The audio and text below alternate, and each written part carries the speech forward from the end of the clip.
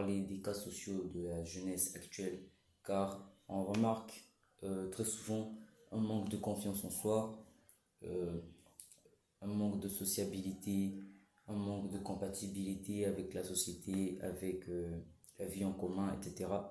Donc, je suis là en tant que jeune, oui, car je suis très jeune, pour vous donner les raisons de ceci, les raisons de ce manque de confiance en soi, euh, les raisons du manque de sociabilité et du manque de compétences sociales. Ce qui est très important en grandissant. Voilà. Donc, je vais vous montrer, vous dire pourquoi est-ce que la jeunesse manque de tout ceci et vous montrer comment y remédier. Alors, je vous invite à rester sur cette vidéo car elle sera très pertinente et très intéressante pour vous, la jeunesse. Ceux qui ne connaissent peut-être pas l'importance des compétences sociales, il faut savoir que déjà, en étant compétent socialement, on peut éviter de se faire avoir par des gens malveillants et tout, dans notre entourage.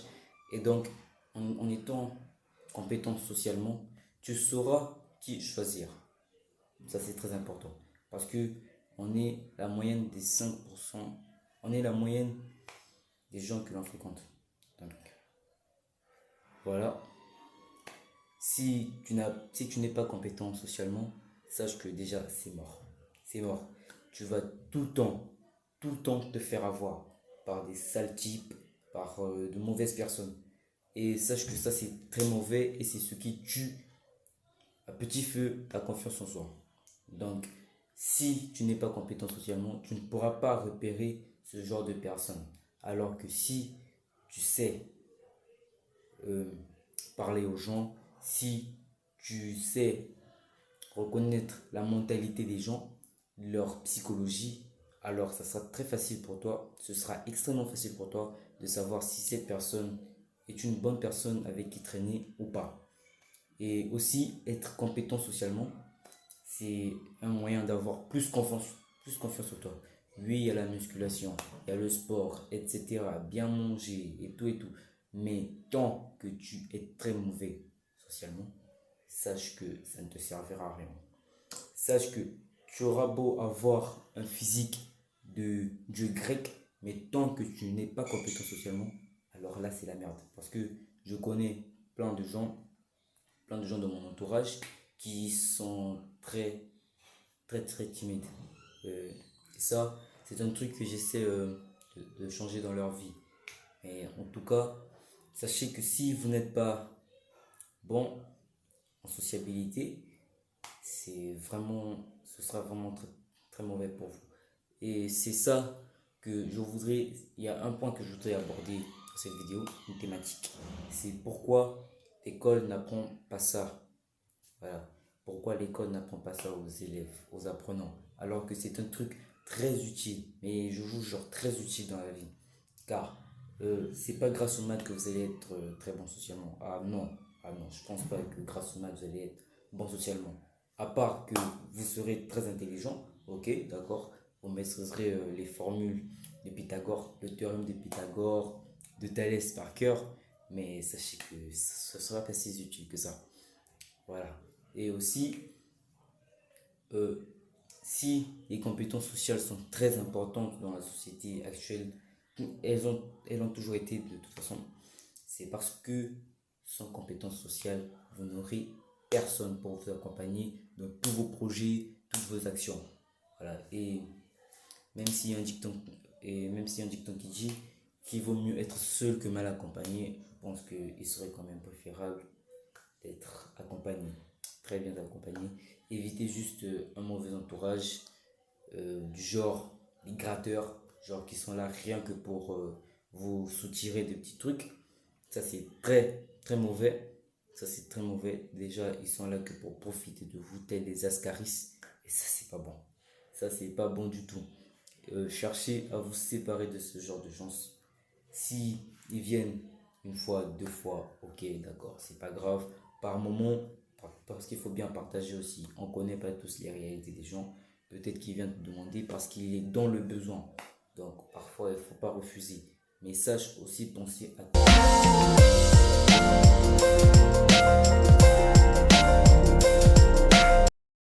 Alors, deuxième point, développer les compétences sociales. Conseil numéro un, développer l'écoute active. Quand je dis l'écoute active, ça veut dire écouter attentivement ce que l'autre vous dit. Déjà, ça part du principe qu'il faut poser les bonnes questions. Pas des questions fermées du style ça va, genre des questions où l'autre est obligé de répondre par oui ou par non. Est-ce que vous voyez ce que je veux dire par là? Ce que je veux dire par là, c'est tout simplement le fait que il faut poser des questions plus ouvertes. Comme par exemple, quoi de neuf? Qu'est-ce qu'il y a de nouveau? Comment te sens-tu aujourd'hui? Comme ça, la personne aura de meilleures chances, aura plus de possibilités, plus d'options pour vous répondre que quand vous dites est-ce que ça va? Parce que quand vous dites est-ce, parce que lorsque vous demandez est-ce que ça va à quelqu'un, il va vous répondre par oui ou par non. Conseil numéro 2, développer votre langage corporel. Ça, c'est vraiment le truc le plus important, sans doute. Et aussi le truc dont on parle le plus. Car beaucoup de gens sont trop renfermés sur eux-mêmes quand ils sont dans la rue. Bon, on ne sait pas s'ils ont des soucis, peut-être s'ils doivent de l'argent aux gens, s'ils n'ont pas à manger, si. Voilà. Bon, peut-être qu'ils ont des problèmes, mais s'il vous plaît, même lorsque vous avez un problème, faites de votre mieux à avoir un langage corporel ouvert et chaleureux. Parce que lorsque votre langage corporel, euh, désolé, montre que vous êtes chaleureux, ça poussera aux gens à vous parler en fait. Ça leur fera sentir votre aura, si je peux dire ça comme ça. Votre aura, une gentillesse, une bienveillance, c'est maintenant de vous. Vous voyez? Donc, je vous prierai de travailler votre langage corporel. Car si vous êtes comme ça, les bras croisés, même si vous avez une bonne posture, ah non, non, non, non, non, non. Ça montre un renfermement sur vous-même. Une posture droite avec les bras ouverts. Voilà, les bras ouverts, montrez que vous êtes pas sur la défensive. Voilà, donc ça c'est très important, extrêmement important. Et aussi, sachez lancer des eyes contact comme on dit, des contacts visuels. Mais n'insistez pas trop sur ça parce que après, à la langue, on peut vous trouver chelou, bizarre, très bizarre même. Donc, sachez placer de petits contacts visuels avec la personne avec qui vous parlez. Donc, genre, la personne parle et vous la regardez droit dans les yeux. Droit dans les yeux. N'ayez même pas peur. Vous la fixez droit dans les yeux, cette personne. Vous la fixez droit dans les yeux et voilà. Mais pas trop longtemps non plus. Vous la fixez droit dans les yeux lorsqu'elle parle. Ensuite, après, allez, vous, vous regardez un peu ailleurs. Vous détournez le visage. Ne détournez pas la tête. Non, ça sert à rien de détourner la tête. Détournez plutôt le regard. Ou bien, je sais pas quoi, mais voilà. Et insistez pas trop sur les eyes contact aussi, sur les contacts visuels. Parce que ça, on peut vous prendre pour un chelou, pour un mec chelou. Conseil numéro 3, la gestion de conflits. Savoir gérer les conflits, c'est l'une des plus grandes compétences. Car si tu sais gérer les conflits, ça veut dire que tu es très social. Ça veut dire que tu connais la vie en communauté, la vie sociale. Et donc, si tu sais gérer des compétences, ça veut dire que déjà, tu possèdes un bon charisme. Parce que pour pouvoir gérer des situations telles que les conflits, voilà, il faut un charisme assez imposant, une élégance et de l'élégance aussi.